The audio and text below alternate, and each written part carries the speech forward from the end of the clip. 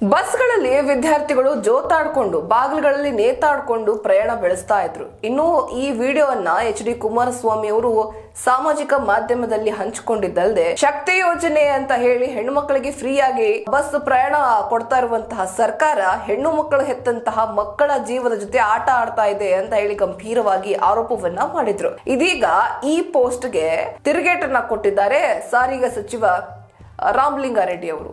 ಕೆಲವೊಂದಿಷ್ಟು ಅಂಶಗಳನ್ನ ಮುಂದಿಟ್ಟಿದ್ದಾರೆ. ಏನು ಆ ಅಂಶಗಳು, ಆ 8 ಪಾಯಿಂಟ್ಸ್ ಏನಿದೆ, ಯಾವ ರೀತಿ ತಮ್ಮ ಮಾತುಗಳನ್ನ ಪ್ರಸ್ತುತಪಡಿಸಿದ್ದಾರೆ ಅಥವಾ ಕುಮಾರಸ್ವಾಮಿ ಅವರಿಗೆ ಯಾವ ರೀತಿ ಉತ್ತರವನ್ನ ಕೊಟ್ಟಿದ್ದಾರೆ ನೋಡೋಣ.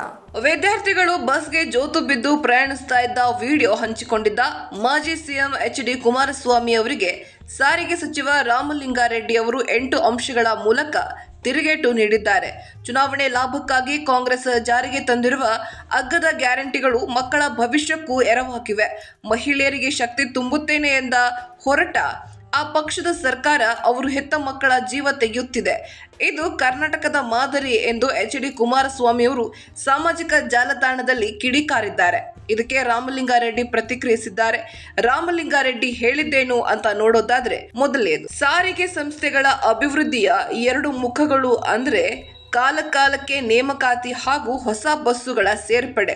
ಎರಡನೇದು, ಆದರೆ ದುರಂತವೆಂದರೆ ಕಳೆದ 5 ವರ್ಷಗಳಲ್ಲಿ ಸಾರಿಗೆ ಸಂಸ್ಥೆಗಳಲ್ಲಿ 13,888 ಹುದ್ದೆಗಳು ಖಾಲಿ ಇದ್ದರೂ ಕೂಡ ಒಂದೇ ಒಂದು ನೇಮಕಾತಿ ಆಗಿಲ್ಲ. ನಮ್ಮ ಸರ್ಕಾರ ಸಾರಿಗೆ ಸಂಸ್ಥೆಗಳಲ್ಲಿ ಖಾಯಂ ನೇಮಕಾತಿಗೆ ಚಾಲನೆ ನೀಡಿದೆ. ಮೂರನೇದು, ಮತ್ತೊಂದು ಮಹಾ ದುರಂತವೆಂದರೆ ಸಂಸ್ಥೆಯಲ್ಲಿರುವ ಕೆಲವು ಡಕೋಟಾ ಬಸ್ಸುಗಳು ಕಳೆದ 5 ವರ್ಷಗಳಲ್ಲಿ ಬಸ್ಗಳ ಸೇರ್ಪಡೆ ಆಗಿಲ್ಲ. ಕಳಪೆ ಸ್ಥಿತಿಯ ಬಸ್ಸುಗಳನ್ನ ಕಾರ್ಯಾಚರಣೆ ಮಾಡುವುದು ಪ್ರಯಾಣಿಕರ ಹಿತದೃಷ್ಟಿಯಿಂದ ಸಾಧುವಲ್ಲದ ಕಾರಣ ನಿಷ್ಕ್ರಿಯಗೊಳಿಸುವ ಕಾರ್ಯ ಒಂದೆಡೆಯಾದ್ರೆ 900 ಬಸ್ಗಳನ್ನ ಪುನರುಚ್ಚನಗೊಳಿಸುವ ಕಾರ್ಯ ಕೂಡ ನಡೆದಿದೆ. ನಾಲ್ಕನೆಯದು, ಇದರೊಂದಿಗೆ ಸಾರಿಗೆ ಸಂಸ್ಥೆಗಳಲ್ಲಿ 5,900 ಹೊಸ ಬಸ್ಗಳನ್ನ ಸೇರ್ಪಡೆಗೊಳಿಸುವ ಪ್ರಕ್ರಿಯೆ ಈಗಾಗಲೇ ಪ್ರಾರಂಭವಾಗಿದೆ. 4 ನಿಗಮಗಳಲ್ಲಿ ಹೊಸ ಬಸ್ಸುಗಳ ಸೇರ್ಪಡೆ ತ್ವರಿತಗತಿಯಲ್ಲಿ ಸಾಗಿದೆ.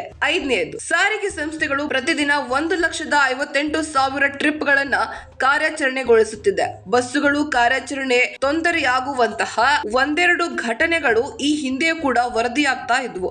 ಆದ್ರೆ ಶಕ್ತಿ ಯೋಜನೆ ತರುವಾಯ ಈ ಯೋಜನೆಯ ಯಶಸ್ಸನ್ನ ಸಹಿಸದ ಈ ರೀತಿಯ ಒಂದೆರಡು ಘಟನೆಗಳಿಗೂ ಕೂಡ ಶಕ್ತಿ ಯೋಜನೆಯನ್ನ ರೂಪಿಸುವಂತಹ ವ್ಯವಸ್ಥಿತ ಅಪಪ್ರಚಾರವನ್ನ ವಿಪಕ್ಷಗಳು ಮಾಡುತ್ತಿರುವುದು ವಿಪರ್ಯಾಸ.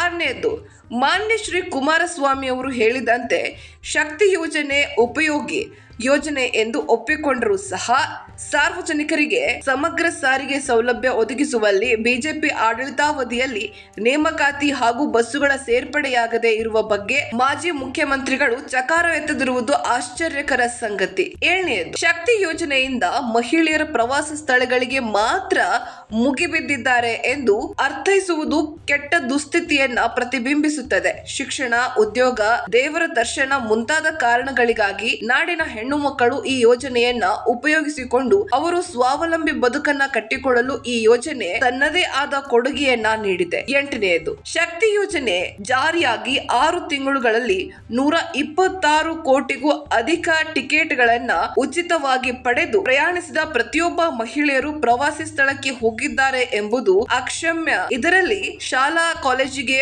ಉದ್ಯೋಗಕ್ಕೆ, ಮನೆ ಕೆಲಸ, ಗಾರ್ಮೆಂಟ್, ಫ್ಯಾಕ್ಟರಿಗೆ ಹೋಗುವ ವಿದ್ಯಾರ್ಥಿನಿಯರು, ಮಹಿಳೆಯರು ಸೇರಿದ್ದಾರೆ ಎಂಬುದನ್ನ ಮಾನ್ಯ ಶ್ರೀ ಕುಮಾರಸ್ವಾಮಿಯವರು ಮರೆಯಬಾರದು ಎಂದು ಖಾರವಾಗಿ ತಿರುಗೇಟನ್ನ ನೀಡಿದ್ದಾರೆ.